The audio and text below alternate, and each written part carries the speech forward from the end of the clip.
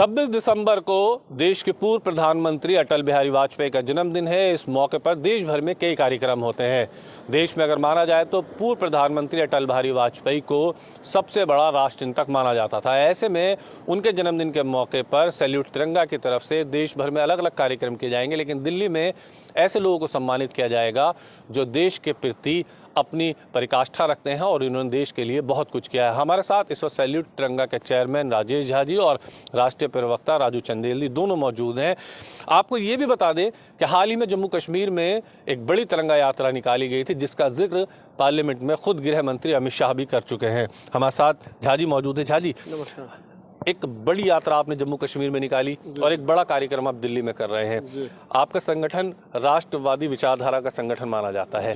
अब जो आप ये कार्यक्रम करने जा रहे हैं अटल बिहारी वाजपेयी के जन्मदिन के मौके पर, क्या रूपरेखा है और क्यों करने जा रहे हैं?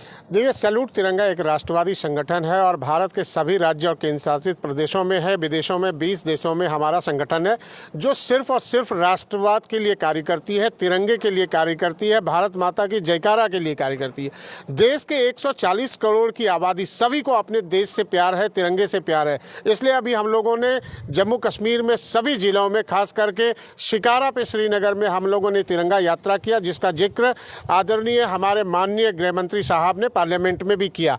हम लोग सालों भर कार्य करते रहते हैं तिरंगे के लिए और अभी हम 25 दिसंबर को, चूंकि हमारे पूर्व प्रधानमंत्री श्रद्धेय अटल बिहारी वाजपेयी जी का जन्मदिन होता है, इसलिए हम लोगों ने 26 तारीख को एक अटल तिरंगा सम्मान दिल्ली के NDNC कन्वेंशन सेंटर पे रखा है। और मैं आपको बताना चाहता हूं कि देश भर में जितने भी अच्छे लोग हैं जो अच्छा कार्य कर रहे हैं, वैसे तो सभी अच्छे हैं, लेकिन जिन्होंने देश के प्रति कुछ अच्छा कार्य किया है, चाहे वो खेल के क्षेत्र में हो, चाहे प्रशासन के क्षेत्र में हो, चाहे पत्रकारिता के क्षेत्र में हो, अध्यात्म के क्षेत्र में हो, हम लोग उनमें से कुछ लोगों को बुलाकर अटल जी के नाम पर उनको तिरंगा सम्मान करना चाहते हैं।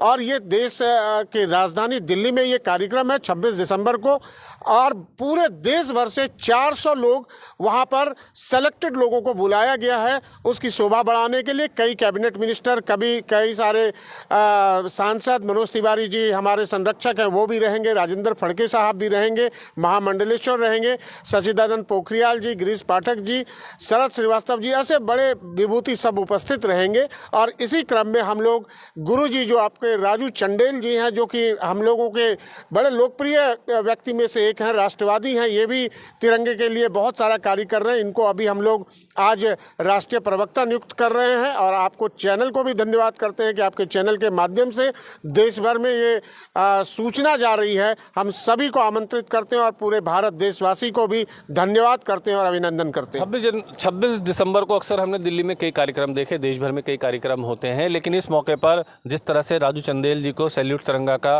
राष्ट्रीय प्रवक्ता नियुक्त किया गया है, अब देश भर के अंदर जो कार्यक्रम होंगे उन कार्यक्रमों का आप भी हिस्सा रहेंगे। 26 दिसंबर देश के सबसे महान कवि के जन्मदिन के रूप में देश इसको कहीं ना कहीं मनाता है।